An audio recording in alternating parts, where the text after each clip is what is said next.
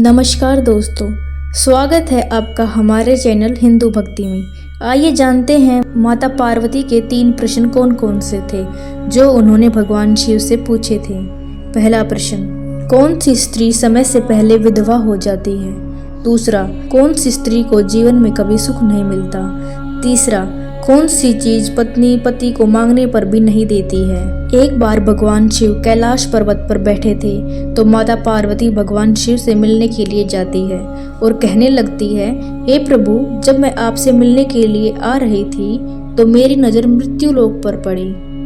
वहाँ मैंने क्या देखा कि 3 स्त्रियां जो आपस में सहेली थी, उनमें से 2 स्त्रियां विधवा होकर दुख का जीवन जी रही थी, जबकि एक स्त्री सुहागिन होकर अपने पति के साथ सुखी जीवन जी रही थी। प्रभु, यह बात मेरी समझ में नहीं आई, इसलिए मेरे मन में 3 प्रश्न गूंजने लगे। अब मैं आपसे यह चाहती हूँ कि आप मेरे तीनों प्रश्नों के उत्तर देकर मुझे पूरी तरह से संतुष्ट करें। इस प्रकार माता पार्वती की बातों को सुनकर भगवान शिव कहते हैं, हे पार्वती, तुम मुझे अपने तीनों प्रश्न बताओ। मैं तुम्हें तुम्हारे प्रश्नों के उत्तर देकर के पूरी तरह संतुष्ट करने का प्रयास करूंगा। अब माता पार्वती कहती हैं, प्रभु, मेरा पहला प्रश्न है, कौन सी स्त्री समय से पहले विधवा हो जाती है। मेरा दूसरा प्रश्न है, कौन सी स्त्री को जीवन में कभी सुख नहीं मिलता है। और मेरा तीसरा प्रश्न है, कौन सी चीज ऐसी है जो पत्नी अपने पति को मांगने पर भी नहीं देती है। इस प्रकार माता पार्वती के प्रश्न सुनकर भगवान शिव कहने लगे, पार्वती, तुम जिन स्त्रियों की बात कर रही हो, उनमें से 2 स्त्रियां विधवा होकर के अपना दुखी जीवन जी रही हैं और वहीं एक स्त्री सुहागन होकर अपने पति के साथ अपना सुखी जीवन जी रही हैं। तुम जानना चाहती हो आखिरकार ऐसा क्यों है, तो मैं तुम्हें एक छोटी सी कहानी सुनाता हूँ। इस कहानी को बहुत ही ध्यान से सुनना। आधी अधूरी कहानी सुनने वाले को आधा अधूरा ही ज्ञान प्राप्त होता है, जो जीवन में कभी काम नहीं आता, क्योंकि तुम्हारे तीनों प्रश्नों के उत्तर एक छोटी सी कहानी में समाये हुए हैं। इस कहानी को यदि तुमने ध्यान से सुना तो तुम्हारे तीनों प्रश्नों के उत्तर तुम्हें अवश्य मिल जाएंगे और तुम्हें संतुष्टि प्राप्त होगी। माता पार्वती कहती हैं, हे प्रभु, मैं आपकी बात से सहमत हूँ। आप कहानी शुरू करें, मैं आपकी कहानी को पूरे मन से सुनूंगी और जब तक आप कहानी बोलेंगे तब तक मेरा मन किसी दूसरे स्थान पर नहीं जाएगा। भगवान शिव कहते हैं, पार्वती, सबसे पहले मैं तुम्हें उस स्त्री की कहानी सुनाता हूँ जो सुहागन बनकर के सुखी जीवन जी रही है। देखो, जिस सुहागन स्त्री की बात तुम कर रही हो, वो सुहागन स्त्री एक राजा के नौकर की पत्नी है और जिस नौकर की वो पत्नी है, उस नौकर को अपनी पत्नी पर पूरा विश्वास और भरोसा है कि वो पतिव्रता है, जिसकी महिमा वो अपने साथियों में बार बार करता है। अब देखो, एक दिन की बात है, उस राजा के नौकर ने अपनी पत्नी की प्रशंसा इतनी की कि बात धीरे धीरे फैलते हुए राज दरबार में पहुंच गई। फिर उस राजा ने अपने नौकर को बुलाया और उस नौकर से कहा कि तुम हर किसी से अपनी पत्नी की प्रशंसा करते रहते हो कि तुम्हारी पत्नी पतिव्रता है। क्या वास्तव में तुम्हारी पत्नी पतिव्रता है? क्या तुम्हें पूर्ण विश्वास है? भगवान शिव कहते हैं, पार्वती, इस प्रकार राजा की बात सुनकर के नौकर कहने लगा, महाराज, मुझे पूरा विश्वास है, मेरी पत्नी पूरी तरह पतिव्रता है। अब उसी समय पर राजा का महामंत्री कहने लगता है, यदि मैं तेरी पत्नी का पतिव्रत धर्म खंडित कर दूं तो तुझे क्या सजा मिलनी चाहिए। नौकर ने कहा कि तुम मेरी पत्नी का पतिव्रत धर्म खंडित कर देते हो तो महाराज, मुझे फांसी लगा देना। अब राजा का नौकर भी मंत्री से कहता है, महाराज, यह मेरी पत्नी का पतिव्रत धर्म खंडित नहीं कर पाए तो इनको क्या सजा मिलनी चाहिए। तो राजा ने कहा, मंत्री को भी फांसी की सजा दी जाएगी। भगवान शिव कहते हैं, पार्वती, इस प्रकार मंत्री ने स्वीकार कर लिया और नौकर से पूछा कि क्या वस्तु लाऊं जिससे तू माने कि मैं तेरी पत्नी का धर्म खंडित करने में सफल हुआ। तो नौकर ने कहा कि मंत्री, यदि तुम मेरे घर में जाकर मेरे विवाह के समय पर मुझे एक पटका मिला था और एक कटार मिली थी जो दूल्हे को देते हैं, मेरी पत्नी ने वो बहुत संभाल कर रखी हुई है क्योंकि वह सुहाग की निशानी मानी जाती है। यदि पटका और कटार लाकर तूने मुझे दिखा दिया तो मैं मान जाऊंगा कि मेरी पत्नी का धर्म तूने पूरी तरह से नष्ट कर दिया है। अब भगवान शिव कहते हैं, पार्वती, शर्त स्वीकार हो जाने के बाद वो मंत्री शहर में जाता है और एक दूती से जाकर मिलता है। वो दूती एक दूसरे को भिड़ाने का काम करती थी और जो काम कोई नहीं करता था उस काम को करने में वह सक्षम थी। फिर इस प्रकार उस मंत्री ने उस दूती को अपने स्वार्थ के लिए बुलाया और दूती से कहा, देखो, इस नाम का एक व्यक्ति है, उसने मेरे से शर्त लगाई है। और फिर उस शर्त के बारे में उस दूती को सारा बताता है। फिर वो उस दूती से कहने लगा कि तू कैसे भी करके उस स्त्री से मेरा संपर्क करवा दे, तुझे जितना धन चाहिए मैं उतना धन दूंगा।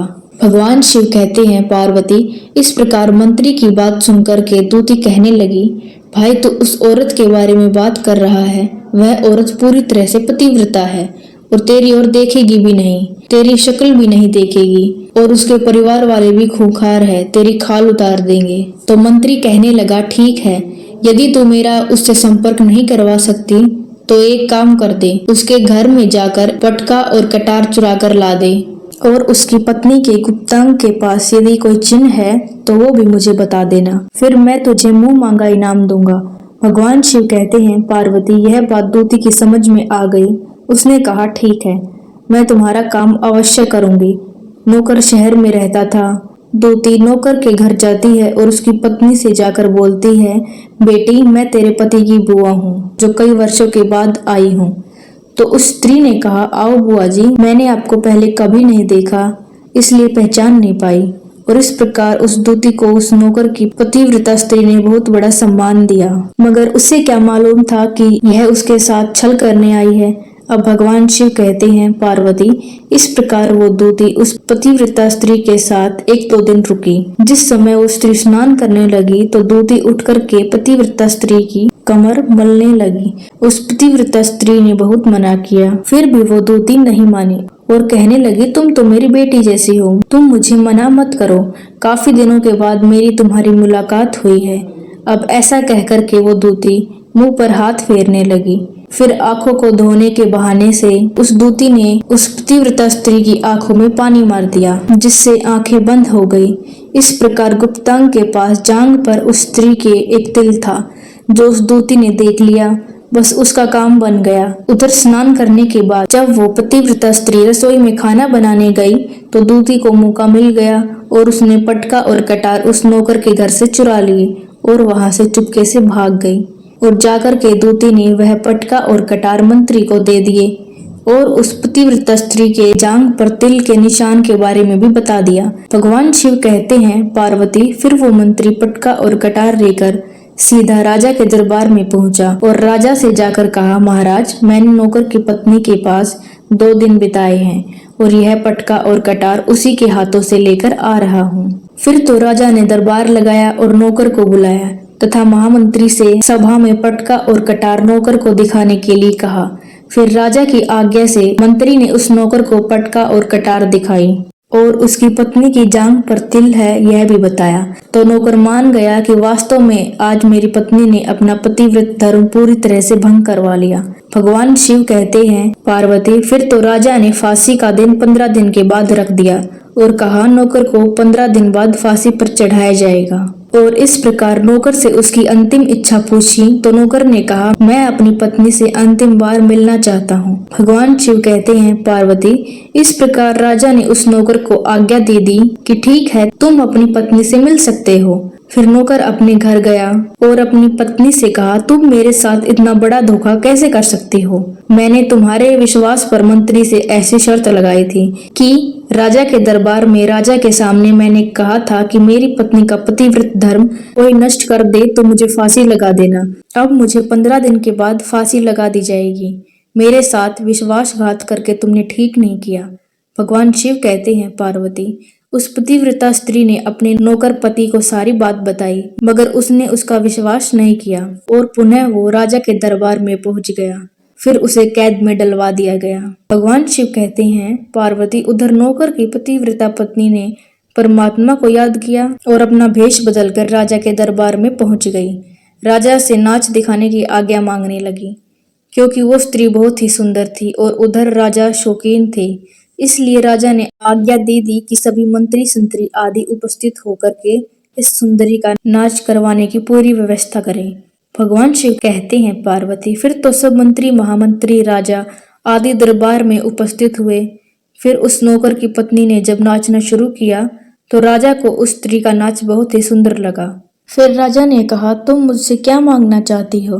तुम जो भी मांगोगी मैं तुम्हें वही दूंगा। भगवान शिव कहते हैं, पार्वती फिर उस नौकर की पतिव्रता स्त्री ने कहा, महाराज आपकी सभा में मेरा चोर है जिसने मेरे रुपए लिए थे मगर आज तक वापस नहीं दिए हैं, उसे फांसी की सजा दे। अब राजा ने कहा, ठीक है, बताओ मेरे दरबार में तुम्हारा चोर कौन है, उसका नाम क्या है, मैं उसको फांसी की सजा अवश्य दूंगा। फिर उस नौकर की पतिव्रता पत्नी ने कहा कि महाराज आपका मंत्री मेरा चोर है, आप इसको फांसी की सजा दें। अब इधर उधर जैसे ही मंत्री ने सुना कि ये सुंदरी मुझे अपना चोर बता रही है तो मंत्री कहने लगा कि महाराज मैं कसम खाकर कहता हूँ मैंने इसका कुछ भी नहीं चुराया है, मैंने तो इसको कभी आज तक देखा भी नहीं है, तो मैं इसकी चोरी कैसे कर सकता हूँ, मैंने आज तक इसकी शक्ल भी नहीं देखी है।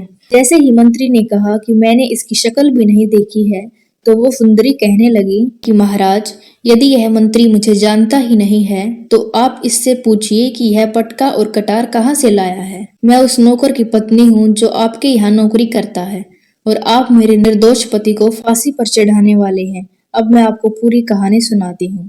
ये जो आपका मंत्री है इसने मेरे पास में अपनी एक दूती को भेजकर मेरी जांघ के तिल का पता लगाया और उसने ही यह पटका और कटार चुराकर इसको दिया है। और आपके मंत्री के द्वारा भेजी गई दूती जब मेरे घर पर आई तो उसने मुझसे कहा कि वह मेरे पति की बुआ है और वह पहली बार घर आई है, इसलिए मैं उसको पहचान न सकी। और महाराज इस प्रकार मैंने उस स्त्री को अपने यहाँ पर बहुत बड़ा सम्मान दिया और अपने यहाँ ठहरने की व्यवस्था की। भगवान शिव कहते हैं, पार्वती इस प्रकार उस पतिव्रता स्त्री की बात सुनकर के राजा ने दूती को बुलाया। फिर उस दूती ने राजा को सारी सच्चाई बताई। फिर राजा ने उस नौकर को छोड़ दिया और मंत्री को फांसी पर चढ़ा दिया। इस प्रकार नौकर की पतिव्रता पत्नी ने अंत में राजा से कहा, महाराज मैं अपने पति से बहुत प्यार करती हूँ, मैं एक चरित्रवान स्त्री हूँ, कभी भी अपने पति का नाम तक अपने मुंह से नहीं लेती हूँ। भगवान शिव कहते हैं, हे पार्वती मेरी कहानी पूरी हुई, अब तुम अपने तीनों प्रश्नों के उत्तर सुनो। तुम्हारा पहला प्रश्न था, कौन सी स्त्री समय से पहले विधवा हो जाती है? जो स्त्री अपने पति का नाम लेती है वो समय से पहले विधवा हो जाती है। पति का नाम लेने से पति की उम्र कम हो जाती है और समय से पहले ही उनके पति की मृत्यु हो जाती है। ऐसी स्त्रियां जो अपने पति का नाम लेती हैं वह समय से पहले विधवा होकर एक दुखी जीवन जीती हैं। तुम जिन 3 सहेलियों की बात कर रही थी उसमें से 2 विधवा थी और एक यह नौकर की पत्नी थी जो पतिव्रता स्त्री थी। यह पतिव्रता कभी अपने पति का नाम कभी भी अपने मुंह से नहीं लेती थी। उधर वो 2 स्त्रियां जो विधवा होकर दुखी जीवन जी रही हैं हमेशा अपने पति का नाम लेकर ही बुलाती थी, जिसकी वजह से उनके पति की उम्र कम हुई और फिर वो दोनों विधवा हो गई और आज वो दुखी जीवन जी रही है। इसलिए कभी भी किसी भी स्त्री को अपने पति का नाम अपने मुंह से नहीं लेना चाहिए। अब तुम्हारा दूसरा प्रश्न था, कौन सी स्त्री को जीवन में कभी सुख नहीं मिलता? तो समझ लो जो स्त्रियां अपने पति के बिना अनुमति से किसी तीर्थ स्थान या किसी उत्सव पर जाती हैं उनके जीवन में कभी सुख नहीं आता। ऐसी स्त्रियां जीवन में दुखी रहती हैं और उन्हें पति का प्रेम कभी नहीं मिलता। अब भगवान शिव कहते हैं, पार्वती तुम्हारा तीसरा प्रश्न था कि ऐसी कौन सी चीज है जो एक पत्नी अपने पति को मांगने पर भी नहीं देती? तो समझ लो वो चीज गाली है। एक चरित्रवान स्त्री अपने पति को कभी गाली नहीं देती। जो स्त्री गाली देती है वो स्त्री कभी भी चरित्रवान नहीं होती। ऐसी स्त्री जीवन भर रोती है, उसके जीवन में कभी सुख की घड़ी नहीं आती और समय से पहले ऐसी स्त्री विधवा हो जाती है। इस प्रकार भगवान शिव के मुंह से सुनकर माता पार्वती तीनों प्रश्नों से संतुष्ट होकर कहती हैं, स्वामी वास्तव में जो स्त्री चरित्रवान होती है वह कभी दुखी जीवन नहीं जीती, क्योंकि ऐसे घर में लक्ष्मी का सदा वास रहता है और वो धन धान्य से हमेशा भरा रहता है। ऐसी स्त्रियां हमेशा घर को स्वर्ग बना देती हैं। वीडियो पसंद आए तो हमारे वीडियो को लाइक और शेयर करें। धन्यवाद।